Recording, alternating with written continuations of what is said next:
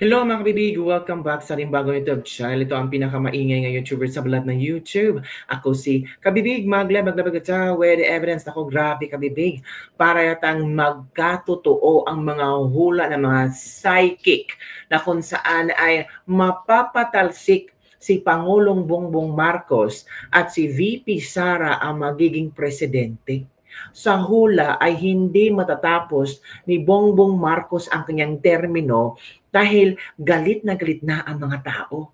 At tila yata ngayong araw na ito ang simula ng every now and then may mga rally. Dumadagsa ang tao sa Luneta, sa Batasang Pambansa, sa EDSA Shrine, sa Camp Aguinaldo.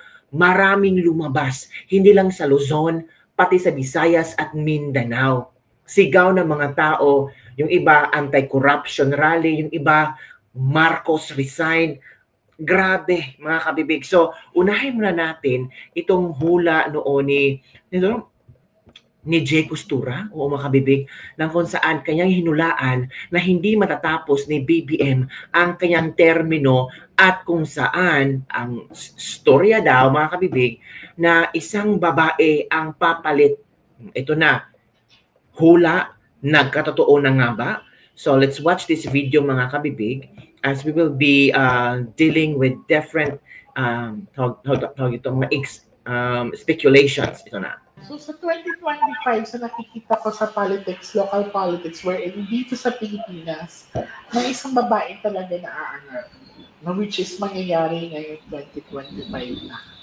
Ano ngayon, nakikita, magulo. May mga usapin talaga ng mga magulo or itong nating pag-iingatan ng mga ibang politiko. May mga kalaban na nakikita ko rito. May gulo pa rin papasok. Actually, may pumapasok na sa vision ko yung parang plano lang, ewan ko kung mangyayari, pero I hope hindi mangyari. Yung tinatawag natin people power.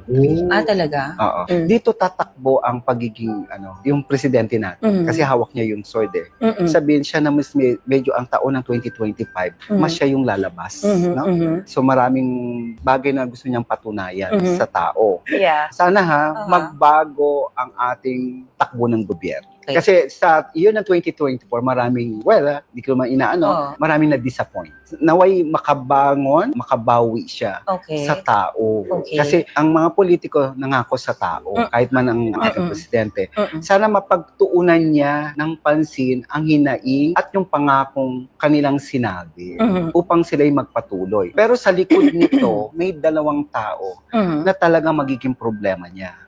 Dalawang tao. Oo. So dito, may nakikita ako na babae pa rin talaga ang magiging dahilan. Nung problema? Magiging dahilan ng kanyang pag-alis. And then, merong dalawang lalabas na parang issue na sobrang matindi sa ating presidente. Skandal? Or controversy? Controversy lang. Na parang dagdag doon sa bagay na problema na nangyayari. Magulo May traiduran.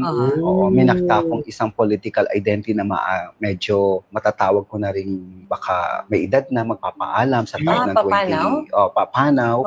Kung meron namang political dynasty na talaga yung pamilya is nagiging salot na sa lipunan, I think that's a time na talaga mag-react tayo. May mga political dynasty naman talaga na talagang ang kanilang puso ay sa pagtulong. Tama na. So sa 2025, sa nakikita ko sa politics, local politics, wherein dito sa Pilipinas, may isang babae talaga na aangat, na which is mangyayari ngayong 2025 na. Yun mga kabibig, may isang babaeng aangat na mangyayari ngayon 2025.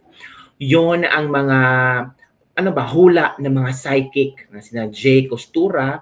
That was November 25, 2024. Tapos itong si Psychic Jovi Vargas, that was aired November 21, 2024. At ngayon, ano na ba? Diba? 2025 na. Sinasabi lang ngayong 2025 mga kabibig. Pakita natin ang mga nangyaring kaguluhan at mga rally. Pakinggan natin ang kanilang mga hinanaing sa rally mga kabibig. Let's watch this video. I-share ko sa inyo para meron din tayong alam kung ano yung split. Let's watch this video.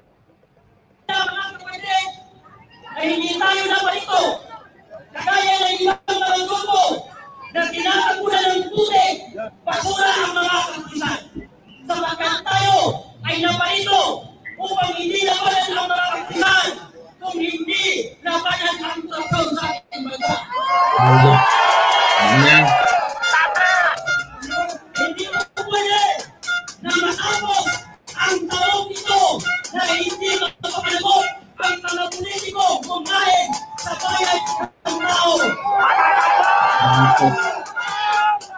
Hindi pwede na dumating ang December na mag-celebrate ang mga congressman, anak ng congressman at ang mga politiko na ang gagamitin ng pera sa kanilang Christmas, sa kanilang party, sa kanilang bakasyon ay pera ng taong bayan. Hindi pwede na matapos ang administrasyon ito na hindi may patrong si Martin Romualdez at si Sandy Go. Kami mo na nalawagan ni Sir President Bongbong Marcos. Ano bang klaseng investigation ang kailangan ninyo? Hindi ba sinabi na ng Vizcaya family? Hindi ba sinabi na ni Congressman Tobing na sangkot sa pagnanakaw si Sandy Go pati si Martin Romualdez? Anong investigation ba ang kailangan? Ang taong bayan, hindi naniniwala Bongbong Marcos na may patutuhan at may mapupuntahan ang investigation. Paano naniniwala ang taong bayan na may mapupuntahan ang investigation ito kung ang nag-iimbestiga ay sangkot sa nakawang sa gobyerno? Kaya ang taong bayan, Mr. President, pati dyan na nakapagsalita ng Palacio na si Ted Castro, kung ikaw ay sinungaling, huwag kung ikaw ay ang taong Pilipino. Sinungaling! Ang Ted Castro.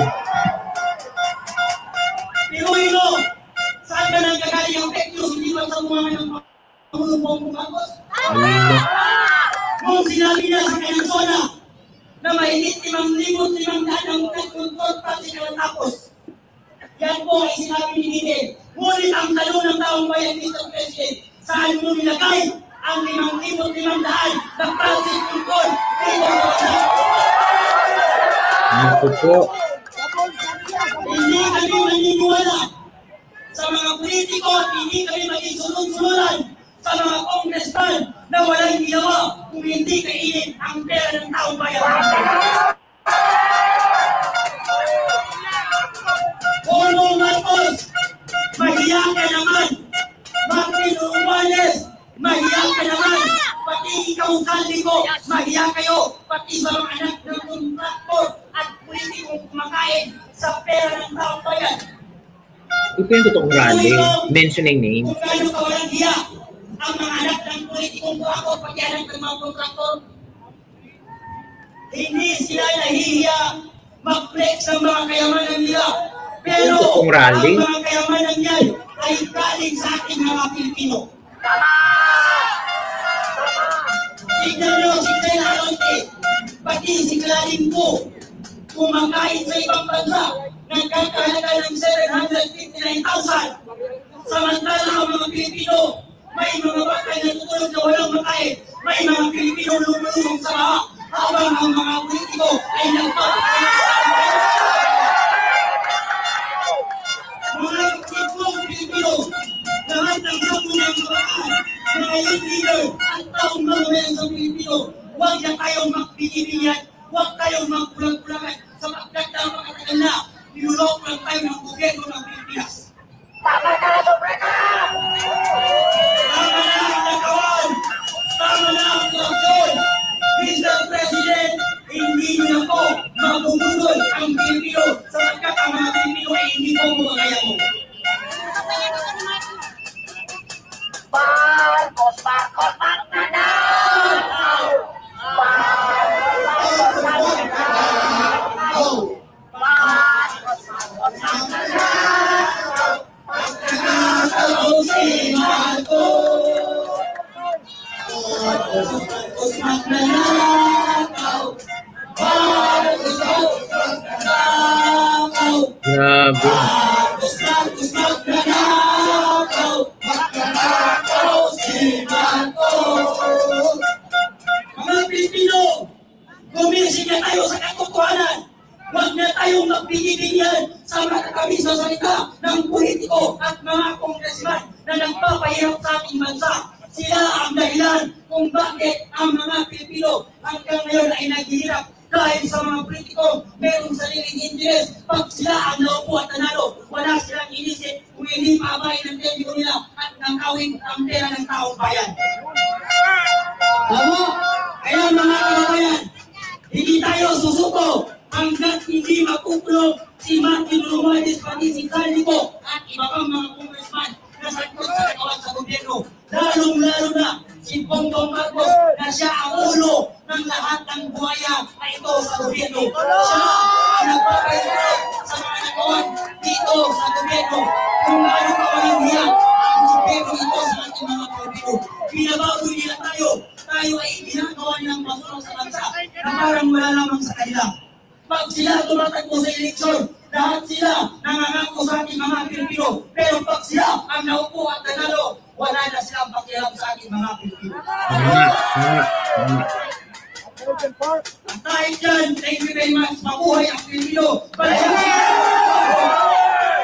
Ang tao, ang bayan, ngayon ay lumalaban. Ang tao, ang bayan, ngayon ay lumalaban.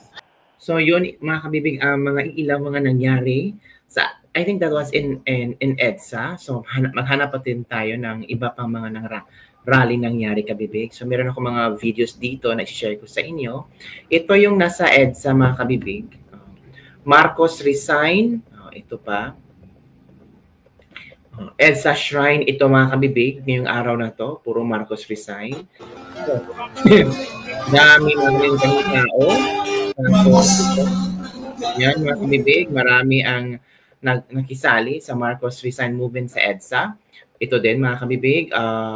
Sa ano to, the LGBTQ. Yan ang mga LGBTQ kabibig kung saan grabe bahaghari chair Rena Valmores Salinas and other LGBTQ na grabe Ako. Police barricades blocking the pathway of ano to? Saan ba to? Stonewall Philippines Pride March. Ngayong araw dito mga kabibig ha. Hanggang hindi natakot ang mga miyembro ng LGBTQIA+ community kabibig. Ang mga police barricades, talagang kinuha nila, sinugod nila. Ito pa kabibig ang ilang mga video. Ito.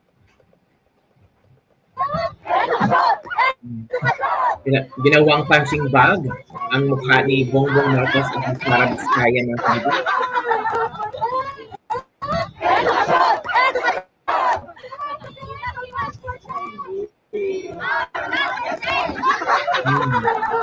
Ano pa dito mga kabibig ha? Ito.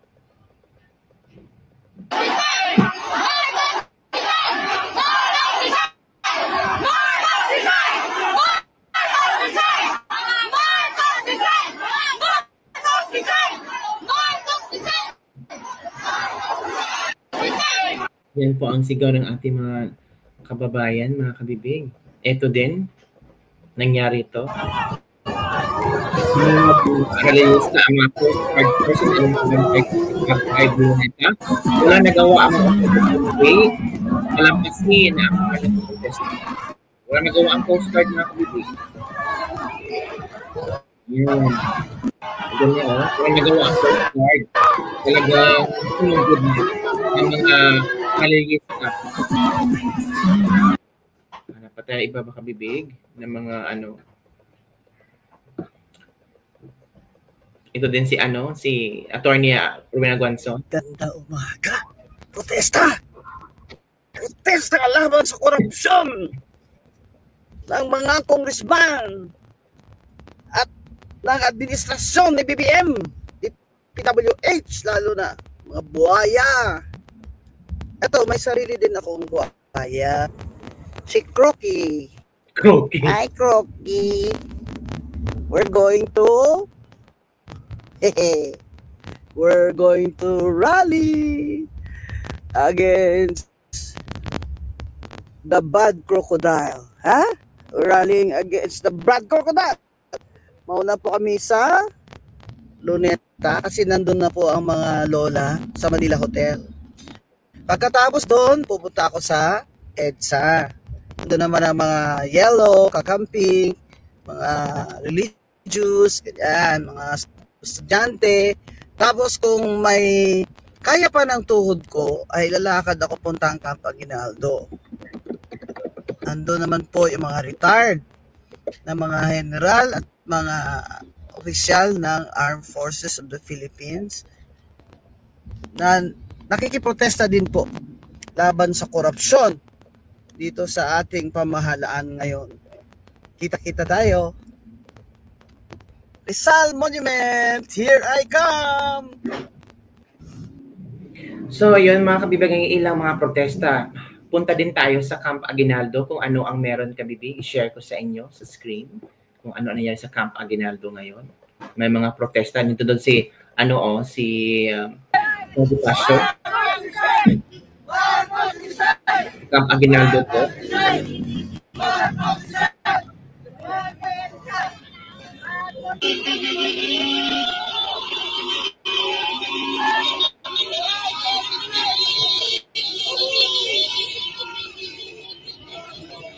Meron din tayo dito. Tinatayuan namin kung saan ang Muslim Alliance, matagal na po kami nananawagan na itigil na yung panggigipit sa mga taong inapi nila tulad ni BP Sara. Kami po talaga tinatayuan namin kung saan ang naapi, doon po kami. Grupo po namin yung Muslim Alliance. Nakikisa po kami sa panawagan na itigil na po yung corruption sa atin. Kasi talagang kaya hindi umano yung ekonomiya natin dahil sa kakurakutan ng iba. So kami po ay nakikisa, nananawagan na itigil na po yung corruption. Yung Muslim Alliance, matagal na po kami nananawagan na itigil na yung panggigipit sa mga taong inapi nila tulad ni BP Sara. Kami po talaga tinatayuan namin kung saan ang naapi, doon po kami. Kaya siguro, alam nyo naman na karamihan sa mga Muslim para po sa yung kabutihan ng ating bansa. Itong panawagan namin. Talagang nagkaisa kami na talagang tutulong kami, magkikisa po kami kahit anong mangyari. Lalabanan natin ang mga kurakot na tao, mga politician. Di lang po. Mamaya, lilipat kami sa Liwasang Bonifacio. At saka kung kinakailangan, suportahan natin yung mga general natin sa Camp Aguinaldo. 3 araw daw doon, walang tulugan. Talagang panawagan nila na yung mga kurakot talaga kung paano kapanagutan nila yung mga ginawa nilang kasalanan. Sabi mo kay BBM, kay Martin Romualdez, kay Sarko? Kay BBM naman, alam naman niya yung may kasalanan. Ay pagitan niyo po sa ating bansa, yung mga kababayan niyo, na kung sino man may sala, wala pong pagtatakip. Kailangan yung batas ay batas. Yun po kay BBM. Yung kay naman, kay Romualdez, si Speaker, alam naman natin na nag-resign siya. Pero maganda ang pag-resign niya, parang pinapakita niya na hindi nila pagtatakpan yung kamalian.